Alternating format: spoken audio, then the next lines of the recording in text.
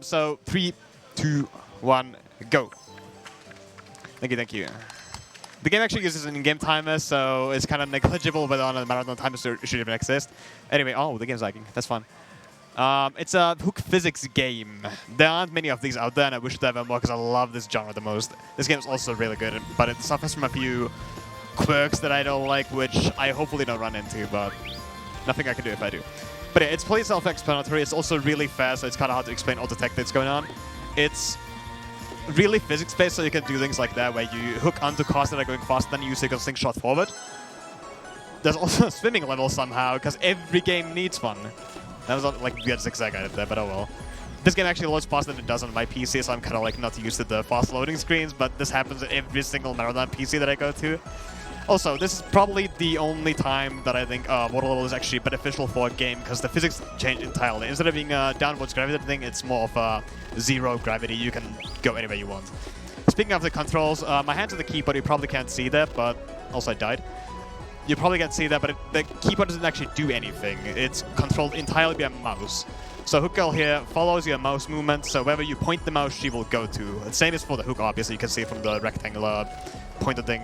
That's obviously where I'm going to shoot. It also lights up sometimes when it thinks that my hook's going to hit, but it's not entirely accurate, so you can go off a feel. Stage 3. So this game only has 5 stages. Here's a fun Windows 10 bug where you go really far right for some reason. That's something I didn't encounter until today because I don't have a Windows at home. Stage 3 is not supposed to be done out of bounds as is. This is under the stage. You can like kind of sit inside it, but you're supposed to be inside it. You're not supposed to actually be here. I'm not entirely sure why they left like the 3 or 4 blocks that actually allow you to get here, but those are there and you can abuse it. You can also abuse that wall to get a really high launch here. The cycle is bad, so I can await it. There we go. And the scary part about this is that out of bounds there are no checkpoints. Although there you go, this one. So if I died at any point there, I would have had to do like the last 30 seconds or so. Also, this game is made in Unity and it's surprisingly good for that fact. Stage 4. People say this is actually one of the best stages in the game. It's like super comfy or whatever. It has a good music. It has good music in it, but I don't like it.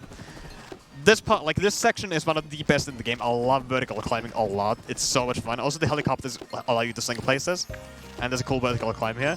But after this, it turns into a cycle-based level, so I don't really like that so much. I like poking fun at the stage though, because the community likes it, and I'm like the only person in it who doesn't. So shoutouts to all the hook runners who are now dead because nobody plays this game anymore, but who cares? I'm still having fun. Touching the clocks there will stop time, and that makes things go slow. It doesn't actually stop time entirely, but it does this. So things go slow, and it allows you to go past the insanely fast chain blades, or saw blades, yeah. Mountain climb, nice. Oh, you can open doors with those gems. It's same for the gem down here. You need to hold it down for a specific time, so the door opens just barely enough for you to squeeze through. And you also get through the gates without having to like stop, because you can also open it too much. Here's a cool skip.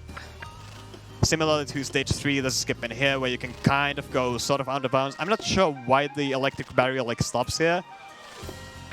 But yeah, you can use this wall on the left. Normally there's like an entire shockwave moving platforming segment, I don't know what it is. I've barely even gone there. But you can skip it all of it. Here's something a lot of new players will hate casually, because it's the first time in the game you have to aim ahead of your hook instead of like directly to what you want to aim at. But the cards are really fun in there. Like I said in Stage 1, you can actually abuse them to slingshot forward. It's really evident in this one, where you gain friction from the ground and then slingshot forward. Right, coming up is the final stage of the game. It takes place in space. Does that make any sense? This game like has a story where Hook Girl's older Hook Girl sensei master, whatever, I don't know Japanese thing, disappeared, and now Hook Girl and her sister are wondering, well, where the fuck did she go? And obviously that means outer space. So that's where we're going. And the ending will reveal that... We're probably not going to watch the ending, but the ending will reveal that there's like a dumb treasure chest that her master left behind, and Hook Girl fetches it and gains a new hook shot, which probably points at a sequel to this game coming up, but this game's development is like notoriously slow. So, also that was an auto-scroller, but they made it shorter than the previous version of the game, which was 1.11. This is 1.2 and features a new zigzag segment at the end of this. It also makes Stage 5 as a whole a bit faster, so it's kind of like a... I don't know what to call it, like, take on, take off. Who knows English anyway? I'm in a Finnish marathon here. So yeah, this segment is zigzag. It's kind of hard, but you can squeeze past. I'm not going to explain the movement nuances there, but there's a lot going on. This one reverses the gravity. You can see it from the dead bitrate on the stream, but it's probably better in the venue.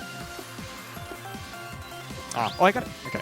So here's a cool skip coming up. Normally you're supposed to go up and then like get the clock, but you can also just get a lot of speed and go back down. You can also one cycle that clock if I could have actually hit it instead of the rope. Thank you. Aw, this game's annoying. Unfortunate. Alright, there we go. We did it. But yeah, there's another clock. You don't actually have to touch it if you're fast enough like that. And time's coming up. You gain a little bit of boost from the last one. Time. There you go.